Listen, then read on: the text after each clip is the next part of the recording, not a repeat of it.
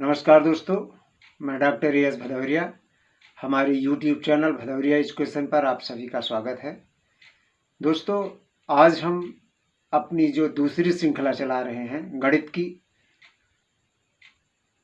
उसमें हम आज कक्षा 10 के गणित के चैप्टर 3 पर आधारित प्रश्नों को प्रस्तुत कर रहा हूं। इसमें कुल 15 प्रश्न हैं। ये सभी प्रश्न कक्षा 10 के विद्यार्थियों के लिए उनके त्रैमासिक, अर्धवार्षिक और वार्षिक परीक्षा के पॉइंट ऑफ व्यू से बहुत महत्वपूर्ण होंगे। साथ ही कॉम्पिटिटिव एग्जाम के लिए ये प्रश्न बहुत ही महत्वपूर्ण होंगे। तो हम इन प्रश्नों को प्रस्तुत करें उसके पहले आपसे एक रिक्वेस्ट है कि अगर आप हमारे चैनल को सब्सक्राइब नहीं किए हैं तो हमारे चैनल को सब्सक्राइब कर लें। हमारी सभी दोनों सीरीज को, गणित के और असिस्टेंट प्रोफेसर शिक्षा के दोनों ही सीरीज को देखें। दोनों की ही प्लेलिस्ट बनी हुई है अलग अलग। निश्चित रूप से आपको सफलता मिलेगी। तो आइए चलते हैं आज के प्रश्नों पर। तो गणित कक्षा 10 चैप्टर 3, दो चरों वाले रैखिक समीकरण युग्म, pair of linear equation with 2 variable. इससे 15 प्रश्न हम आज प्रस्तुत कर रहे हैं। तो आइए चलते हैं पहले प्रश्न पर। समीकरण निकाय a1x + b1y + c1 = 0 तथा a2x + b2y + c2 = 0 का एक अद्वितीय हल होगा यदि a1/a2 बराबर नहीं b1/b2। ये इसका उत्तर होगा।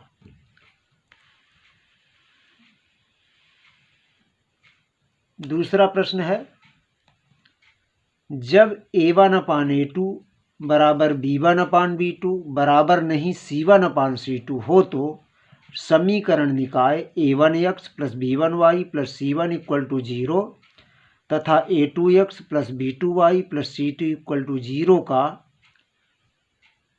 कोई हल नहीं होगा। प्रश्न नंबर 3 है, समीकरण निकाय a1x + b1y + c1 = 0 तथा a2x + b2y + c2 = 0 के अनंततः अनेक हल होंगे यदि a1/a2 बराबर b1/b2 बराबर c1/c2। बहुत महत्वपूर्ण प्रश्न है ये। आज हम जो प्रश्न प्रस्तुत कर रहे हैं 15 प्रश्न, इसके अतिरिक्त परीक्षाओं में, खासकर कक्षा 10वीं की परीक्षा में जो ऑब्जेक्टिव टाइप क्वेश्चन पूछे जाएंगे, इसके अतिरिक्त कोई भी क्वेश्चन नहीं पूछे जाएंगे। तो इसलिए सभी विद्यार्थियों को यह निर्देश है कि वो सभी, एक सुझाव है कि वो नोट्स तैयार करते चलें अपना। प्रश्न नंबर 4 है, एक ऐसा समीकरण जिससे बना आरेख एक सरल रेखा में प्राप्त होता है, वो क्या है? रैखिक समीकरण होता है वो।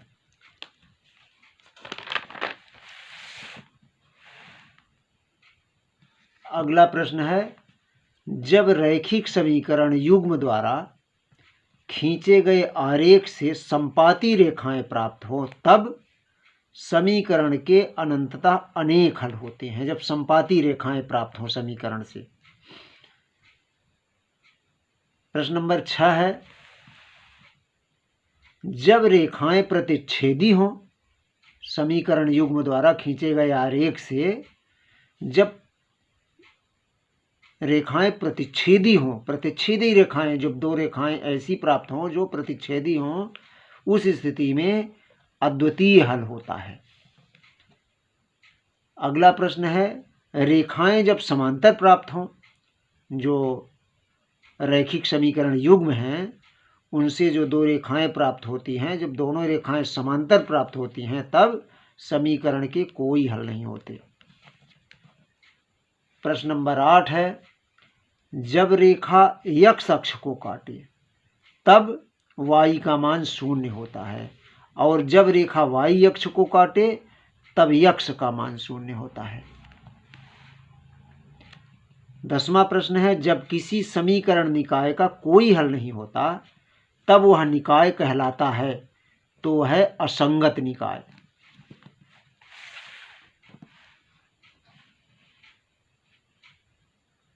प्रश्न नंबर 11 है, जब समीकरण निकाय का कोई हल होता है तब वह निकाय कहलाता है, तो वह है संगत निकाय। प्रश्न नंबर 12 है, दो चर वाले रैखिक समीकरण का मानक रूप। तो दो चर वाले रैखिक समीकरण का मानक रूप जो होता है वो है ax plus by plus c equal to 0।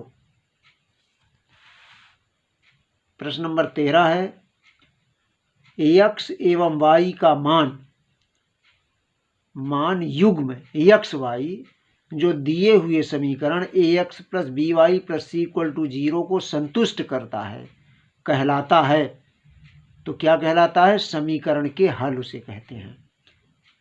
जब इस समीकरण में x और y का मान रख दो और समीकरण संतुष्ट हो जाए तो वो x और y के मान जो होंगे वो समीकरण के हल कहलाते हैं। अगला प्रश्न है,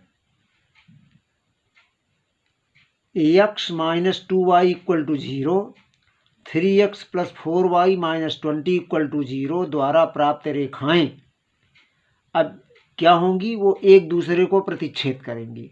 इसको आपको हल करना पड़ेगा। इसमें हल करने का मतलब दोनों समीकरणों के ग्राफ खींचने होंगे आपको। दोनों समीकरण के जब ग्राफ खींचेंगे तो वो देखेंगे आप ये पाएंगे कि दोनों रेखाएं एक दूसरे को प्रतिच्छेद कर रही हैं। इसको करके आप देखिएगा। अगला है प्रश्न 15वां, समीकरण x plus 2y equal to 5 में x तथा y के मान जो समीकरण को संतुष्ट करते हैं। x तथा y के मान कौन कौन से होंगे? अब इसमें देखिए x तथा y के मान जो होंगे वो x बराबर 1 और y बराबर 2 आएगा। x के स्थान पर अगर आप 1 लिखते हैं, y के स्थान पर 2 लिखते हैं तो इन दोनों को हल करें, 2 दूनी 4 और 1 5, ये बराबर 5 है। तो समीकरण संतुष्ट हो जाता है। तो इसका उत्तर होगा x बराबर 1 और y बराबर 2। इस प्रकार आज हमारे 15 प्रश्नों की श्रृंखला यहीं पर संपन्न होती है। तो हम आपसे पुनः एक रिक्वेस्ट करेंगे कि आप हमारे चैनल को सब्सक्राइब कर लें। अगर अभी तक सब्सक्राइब नहीं किए हैं तो तत्काल सब्सक्राइब कर लें और हमारे चैनल से जुड़े रहें। और हम पूरे जितने चैप्टर हैं कक्षा 10वीं के और कक्षा 9वीं के सभी चैप्टर से हम वीडियो प्रस्तुत करेंगे जो आपके लिए बहुत ही महत्वपूर्ण होंगे। तो सभी के आप लोग क्या करें कि नोट्स तैयार करते चलें जो एग्ज़ाम के समय बहुत महत्वपूर्ण आपको सिद्ध हो सकते हैं ये नोट्स। तो अभी तक पूरे धैर्य के साथ सुनने के लिए आपको बहुत बहुत धन्यवाद।